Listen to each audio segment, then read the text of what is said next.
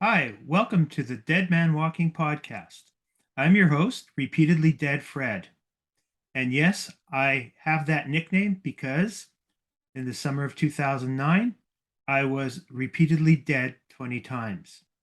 I'm also the author of the upcoming book, The Summer I Died 20 Times, which will be due out in March of 2023. Today, I'm going to get back to my roots as a former business professor and highlight some small business people. And today we have Nicoleattias. Did I get that right? You did. Okay, great. At of Prospect to Win, where she takes salespeople and sales forces and maximizes them to their greatest potential. So, Nicole, welcome. Glad to have you here. Happy to chat with you. Thanks. So, I've watched a couple of your videos, and it seems you have a premium on cold calling, which a lot of people don't seem to do anymore. And you see value in it that others don't seem to see. Would that be a fair statement? That's pretty fair. Yeah, definitely. And so you focus a lot of your training on helping people get over the cold call trauma or stigma. Mm-hmm. And Yeah, a lot of rejection. It's people dealing with this rejection, and I don't want to put up with this. This person hung up on me. They were rude. They're having a bad day. They're taking it out on me. I'm dealing with receptionists that are just giving me the runaround. I hear it all. mhm, I hear it all. yeah, it's almost like being on social media. Everything's so rude. Well, you know what? Social media, and that's a problem actually. Let me just address that for a second. People Mhm, think that that's their main form of marketing these days. Now, when I say people, we're focused on entrepreneurs and small businesses. A mhm, lot of, marketing is done that way these days, and they think, well, why bother picking up the phone? I can just, get on LinkedIn, get on Facebook, search the person up. And that's great. That's great. But there's nothing like having a real live conversation. And the idea is to have a face to face meeting from that initial phone call. See, people don't think long term, they just think, this is too painful and I don't mhm. want to do it. Right. Yeah. And getting that initial email on LinkedIn, I can't tell you how many threads I see where somebody asks you to connect, and then in the next 30 seconds, they're sending you a pitch for their service, which has nothing to do with the business you're in. Yeah. And now I've taken to responding to people. If fine if you want to connect, but if you send me a pitch in 30 seconds, I'm just going to delete you. That's not how you build a relationship. Yeah, it's amazing how that happens for cryptocurrency. I don't want to put any industries down because, I don't want to do that. But I've noticed a trend for cryptocurrency, or, Mhm, you might have like coaches, or, there's a coach for everything these days, mhm, right? Part of what I do is coaching on the sales cold calling side, right? But I hate to use the word coach just because there's so many people that call themselves coaches mhm, for marketing, coaches for sales, coaches for health, coaches for fitness, coaches for this, for that. It's like, you know what? Like, it's too much. We're saturated. This is the problem online. mhm, We're saturated. And there are a lot of scams online too, right? mhm, And sifting through all of that is unreal. Now you see more of that on Facebook, I think, than on LinkedIn, right? I mhm. find LinkedIn to be a little bit more professional. On Facebook, it can be great, don't get me wrong, but there's more sifting to do. And I think that's where more of the scams take place personally.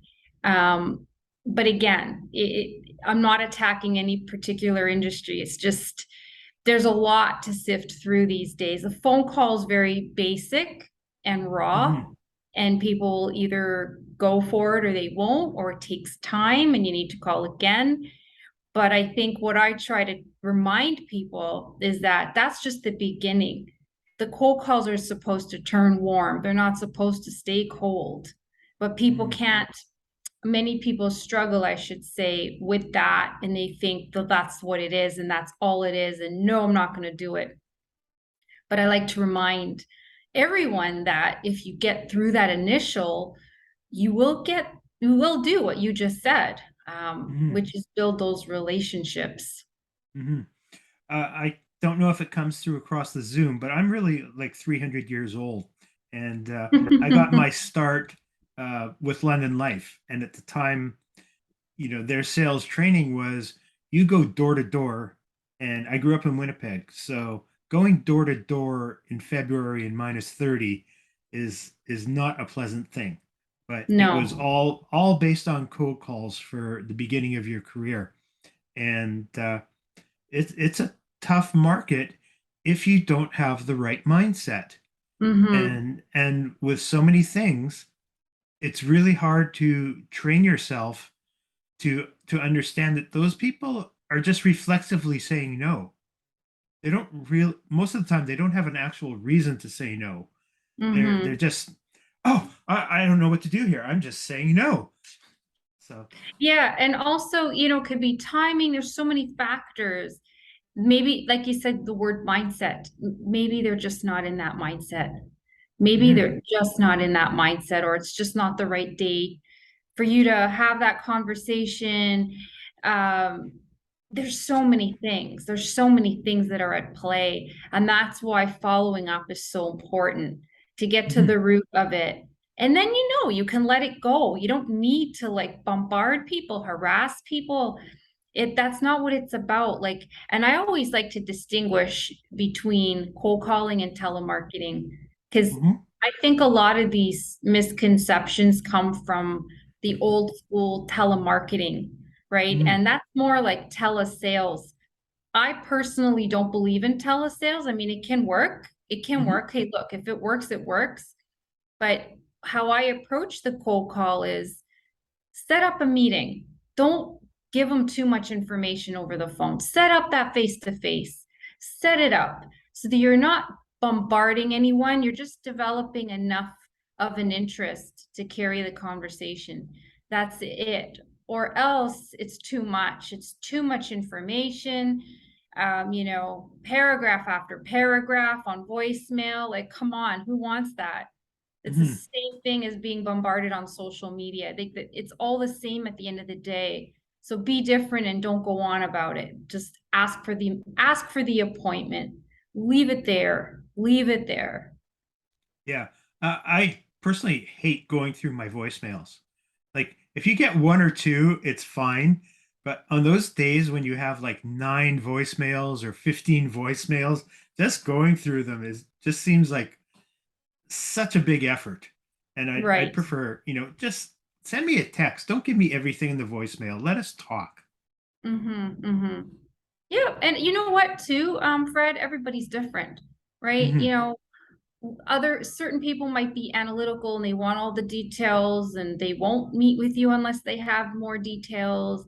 Other people are like, hey, I'm just happy to talk. Great. Hmm. And they have a different feel, and you approach people based on what they're, how they like it and what they're giving you, and their vocal tone will tell you a lot. Like, there's so much to read through when you're making these calls, and the more you do it, the better you get at it. Hmm.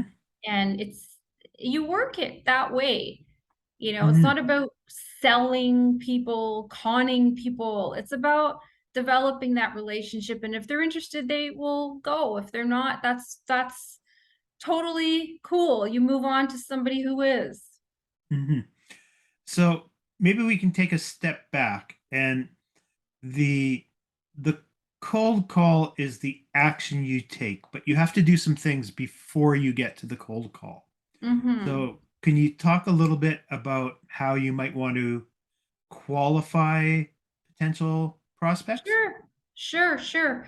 When I work with clients, first of all, I don't like having an actual script. They may send me a script Hmm. to work with. What I like to do is take bullet points. so that the conversation feels like a conversation, not like a like hi. If they say this, then Mhm. you do that, and none of that. It's that's telemarketing. Okay. Mhm. So that's the first thing. Understand what the business does, what is their objective, okay? And then when you are reaching out to companies, know who the decision makers are, right? Mhm. Because you can have these amazing conversations and you're not dealing with the right people. So those two things have to be handled. And then qualify by asking questions, right? Understand, what is it that they might need, understand where the business is at, Mhm. understand, where they're at and what they may need and how your product or service can match those needs, solve a problem, make their life easier in some way. Um, Knowing that, the conversation will be a lot smoother Mhm. versus trying to sell. Like, I have a client, we're gonna call them for the purpose of this video, client X, right? And in their business, I need to get an understanding if their prospects are moving. Are they getting ready to move, relocate? What is their timing? These are some qualifying questions I would ask Mhm. before offering, you know, our service, right? So that would be an example. So understanding the business, why you're calling, and where they're at, and would they have a particular need? And if they do, at that point, say, okay, well, this is why I was asking, or in a natural way, nothing, Mhm. scripted. Scripting is the worst when you're making Mhm. these calls because people can feel it. I always say too, now let me backtrack. Mhm. Initially, it's okay to script. Initially, if you don't know enough, if you're still learning the business, if you have to start somewhere, right? But once you have a handle over the phone, and it's very repetitive at that point. So at that point, you don't need to be scripted anymore, right? Mhm. And just have that natural conversation. So going back to scripted versus non-scripted takes me back a little bit to my Toastmaster days. And I know you used to be a Toastmaster, or maybe you Yes. still are. No, I And used to be, yeah, years ago. Oh my God. that's a big tenet of the Toastmasters is don't memorize your speech. Mm-hmm. You know, be confident in it, know it very well, but if you think you've forgotten something out of your script, you tend to stumble. And Yes. if you start to stumble on your own cold call, you're dead in the water. Oh yeah. But you know what? I always say, so if you mess up, you mess up. There's always Mhm. another call to make as well. Where you don't want to mess up are with established clients, new relationships, especially. That's where you don't want to mess up. But if you mess up on a cold call and you're learning, you know what? They're not going to remember you anyway. They're happy they got rid of you. They're happy I don't have to deal with this person bothering me. So we really overthink these calls. Like I'm telling you, if someone wants to get rid of you, the last thing they're going to think about is, well, I spoke to this person on the phone. They're just Mhm. happy they got rid of you, right? Yeah, So for let's sure. call it for what it is. And I've been gotten rid of many times. And despite my recent history of being dead many times, I didn't die from any of that. I survived. Maybe your ego gets bumped a little bit for, 5 minutes or something, but nothing horrible is going to happen to you because, you didn't meet your ratio for a day of, Right. cold calls to appointments or whatever.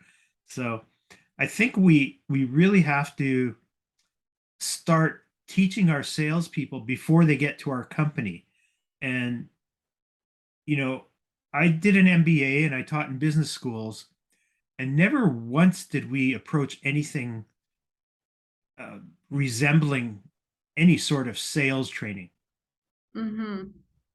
and it's really something that should be, well, in business school, you also don't get taught how to be a manager. So there's a couple of Yeah, big people gaps. school.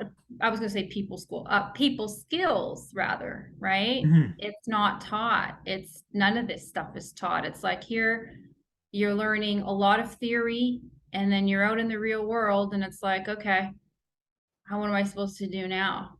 No one Hmm. taught me this, no one taught me that. It's and then you're confronted with like 50 billion coaches, coaches for this, coaches for that. You don't even Hmm. know who, where they're how are they qualified, like it's just amazing, right? But Hmm. really it should be taught. I agree with you.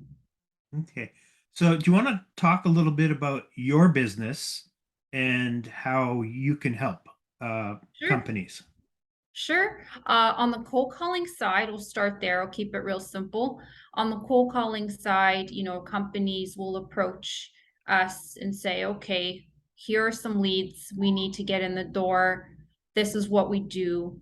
So they'll give us the leads and we set up those appointments, or we Oh. set up that first step in the sales cycle, which is sending a brochure, getting a call, or setting a call, setting a Zoom, setting a live meeting.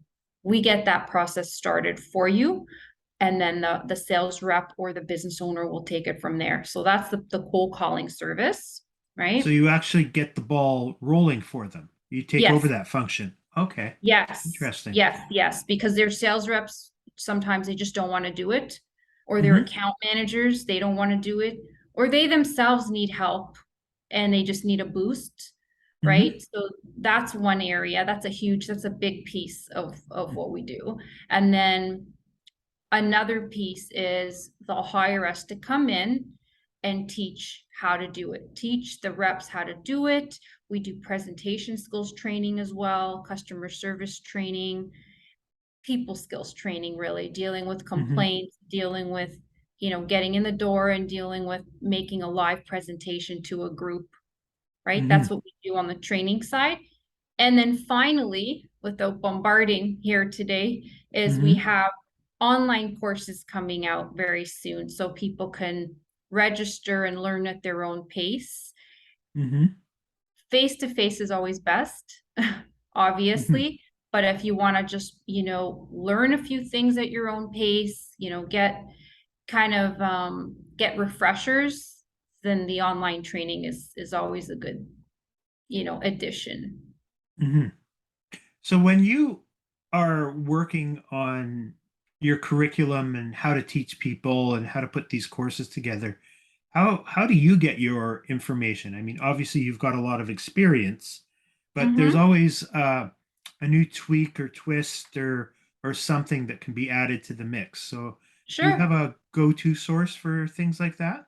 Well, here I'll be real with you. A lot of the information is reproduced. Like the Hmm. stuff that you're learning in sales, I'm not going to say that it's like this, oh, I have this like amazing program. Like Hmm. it's not like that. You see, people they try to make everything look glamorous, right? When Hmm. they're selling. It's not what it is.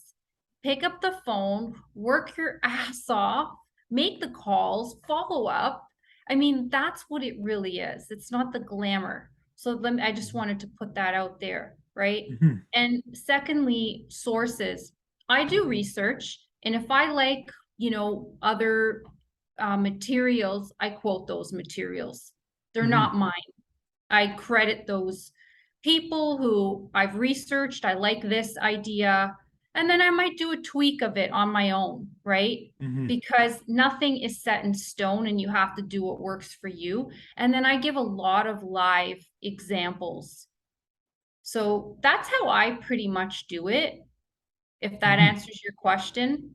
As long as you're Sure. crediting other people Hmm. for their ideas, as you know, in business school, very important, right? Hmm. Research plus experience. Experience is so important. And what I try to do as much as possible is I talk about practical examples like that people can relate to in the training. right? Hmm. Real live examples. Like, this is what happened when I did this. This is what happened when I do that. And people can relate to that, right? Hmm. And what makes prospect to win a little bit different for, this type of training is that how many facilitators out there do you know, like sales facilitators that are making calls to, right? Hmm. You don't see this anymore. You rarely see it. I can say that I know what's going on out there on the phones. For example, not getting through at reception. Now it's even worse. Now you're getting automated, you're getting robots to deal with, Hmm. right? So I'm up to date. So when I train, I'm giving live examples of what I myself, and I have students that help as well in our business. We talk about real life stories, examples, not, Hmm. something that happened 20 years ago that nobody can relate to in the room. Hmm. That's what makes us different. Yeah, I think in addition to, all the automated robot systems out there in our current economy, a lot of businesses are confused. They don't really know where they're at because the economy is so all over the place and everybody's predicting Mhm. this and predicting that. And it might be a little harder to get through that shell. But if you can empathize with, you know, the decision maker or, the business development person or the account manager and say, I know things are confusing. How can we make things less confusing for you? That would Right. be a great asset to keep in your tool case. Yes. Yes, I agree. Hmm. Okay. Do you have any businesses that you specialize in? I work with a ton of recruitment firms. I seem to attract the Hmm. recruitment companies. Um, I also have a background in commercial real estate, so I got my real estate license. I've had it now for over 5 years. And Hmm. in having that, I have attracted, I keep attracting realtors my way. Hmm. It just happens. Hmm. I write for different publications as well, so that attracts real estate as well. But to keep it simple, recruitment would be number one. So that could be financial recruitment, could be IT recruitment, manufacturing recruitment, HR, corporate training. Like, these are like the hot spots, Hmm. but I've worked in other industry sectors as well. Okay. Well, Nicole, this is the saddest part of a podcast for me when we have to start wrapping up. So, You look pretty um, happy. well, I appreciate you coming on, and I found this fascinating. I didn't realize there was companies like yours that were out there. I wish you much continued success. And if people want to find you, where are they going to find you? Well, I've got a YouTube channel, as you know, and Hmm. I do a lot of content there. I post a lot of content there. But really, they can email me direct at nicole@prospecttowin.com if they have any questions. Okay, and it's number two, not the word two. Is that correct? Correct. Prospect number two, win.com. Thank you. Thanks again for being on. And thank you to the audience. I appreciate you very much. And this is the Walking Dead Man Walking podcast signing out until next time. Have a great day. You too.